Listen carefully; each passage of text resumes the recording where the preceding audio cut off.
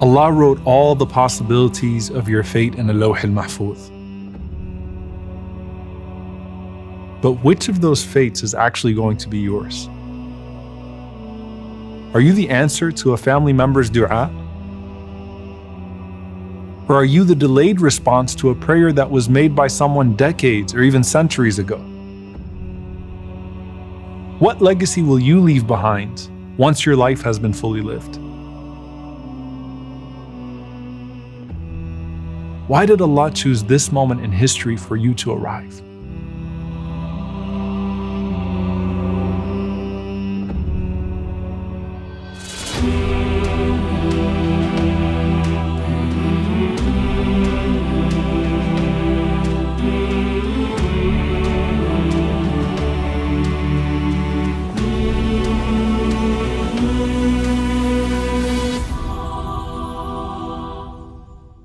Maybe your parents and grandparents made dua for you, dreaming of your future success and happiness.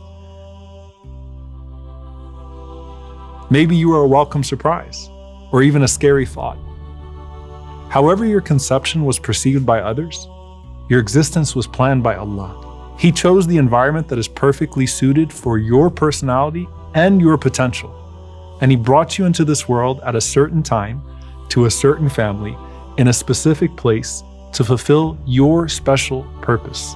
Try to think of yourself as a light from Allah's decree brought to this world just at the right time, maybe even as an extension of the light of someone that came before you. Remember that gathering of Adam alayhi salam walking around and seeing people's light? Think of him being amazed by your light. Or even closer, remember that night when the Prophet ﷺ went up to the heavens on the night of Al-Isra wal-Mi'raj, and his whole ummah was presented to him? Imagine the Prophet ﷺ walking through his ummah and then coming up to you and saying, "What beautiful light you have." Or think of the dreams of those that came before us. For Ibrahim alayhi salam, it was the dream of this descendant who wouldn't arrive for thousands of years, but he was so worth it, sallallahu alayhi wasallam. And then sometimes the dreams get closer. Omar ibn al-Khattab radiyallahu ta'ala anhu, waking up one night with this huge smile on his face and saying, "Who is this child from my descendants that's going to fill the earth with justice after it's been filled with injustice?" And Umar ibn Abdul Aziz, rahimahullah, his great-grandson, was born just a few years after his death, but he fulfilled the dream.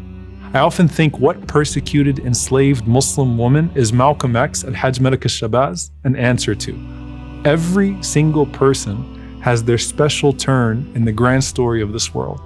The question is whether we realize our potential and become that blessed presence wherever we find ourselves.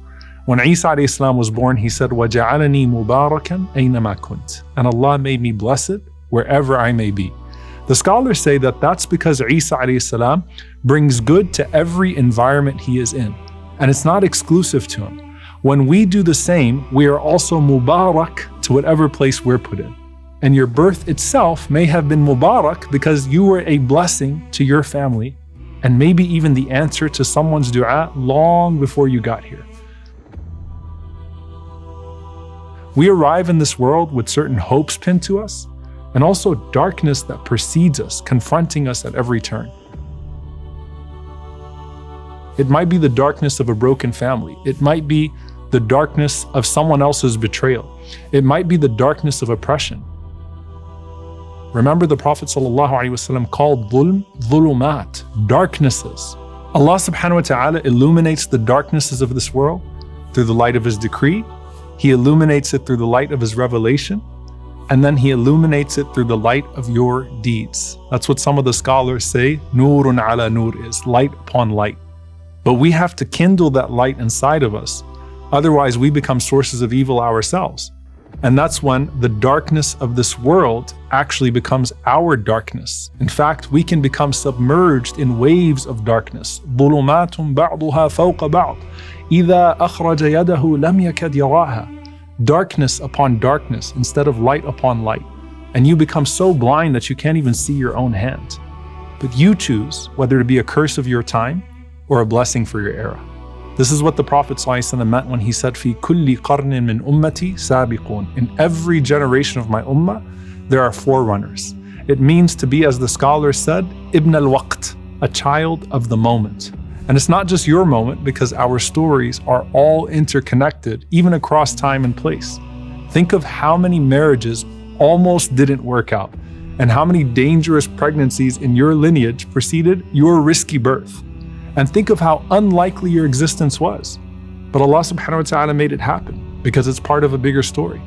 Maybe the reason you find yourself in a position to build this masjid in some remote town is because of the dua of a Muslim who passed by that town 100 years ago and said, Ya Allah, I hope there's a masjid there one day. Or maybe the millions of prayers of the oppressed people around the world is the reason you have the ability to be the answer to their cries for help. The Prophet ﷺ said, هَلْ تُنصَرُونَ وَتُرْزَقُونَ إِلَّا بِضُعَفَائِكُمْ. Are you given victory or sustenance except by how you treat your vulnerable ones? Being a blessing to someone else is a reason by which the decree for you becomes blessed. So as for the Prophet ﷺ himself, he said, أَنَا دَعْوَةُ أَبِي إِبْرَاهِيم. I am the dua of my father Ibrahim. And the glad tidings of Isa. And when he was born, sallallahu alaihi wasallam, in the darkest of eras, his mother saw a light that lit up the entire world to where she could even see the palaces of greater Syria. Now that's him, sallallahu alaihi wasallam. Rahmatan lil alameen, a mercy to all the worlds for all times. But why did Allah choose you for now? And what has Allah chosen for you now? ما ترك من الجهل شيئا من أراد أن يحدث في الوقت غير ما أظهره الله فيه. The one who wants there to appear in the moments other than what Allah has manifested is full of ignorance. Know Allah, then know yourself, then know your purpose, and then make the most of that moment. So many people look back at other periods of history and wonder, why wasn't I there instead? You had similar trials in some way, but in other ways you're completely different. Imagine how badly the tabi'een who just missed being able to live with the Prophet ﷺ felt when they realized they were left out of being Sahaba. But then when they would tell the companions, how blessed are you all to have lived with the Prophet ﷺ, the Sahaba would respond and say, you have no idea how hard it was to support Islam in its earliest days. Do you really know that if you lived in that time, you would have been Abu Bakr and not Abu Jahl? Are you sure when you read historical episodes in the Quran, you would have been on the right side of that episode? Would you have been on the ship with Nuh alayhi salam, or with the majority of people that were actually mocking him? Would you have been ready to support Musa alayhi salam against a vicious tyrant like Fir'aun? Well, every part of history has elements of these stories, with all of their tyrants and trends. And you have to decide which character you are today. Because Allah created you for now, because that's what's best for you. To make the best of the moment, and transform it to be the best deed for your eternal life.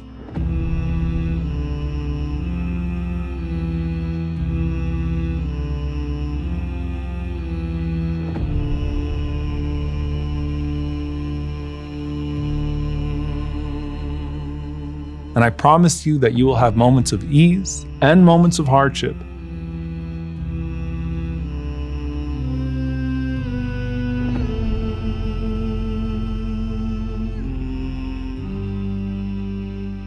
And then moments of blessing in the midst of a hardship that's actually greater than the test itself. And every single one of those moments was perfectly planned by the Most Wise, whether we see the wisdom in them at the moment or not. So what moments were planned for you?